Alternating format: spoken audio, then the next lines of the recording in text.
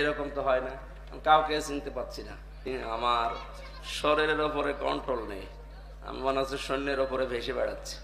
জেলখানার ভেতরে ওরা 3টা বছর কি খাওয়িয়েছে আল্লাহ ভালো জানে, নাকি কোনো পয়জন, সোলো পয়জন দিয়ে দিল, ঝাপসা ঝাপসা দেখা যাচ্ছে।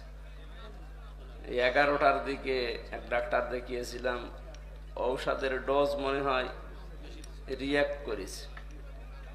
এরকম তো হয় না, আমি কাউকে চিনতে পারছি না, কাউকে চিনতেও পারছি না, কি বলছে নিজেও জানি না। স্বাভাবিক না হলে তো তাফসীর করব কি দিয়ে? এই মাহফিলে যারা এসেছেন সবাইকে ধন্যবাদ জানাচ্ছি। আসলে কিছুদিন রেস্টে থাকা দরকার, এইভাবে আমার শরীর আর পারছে না।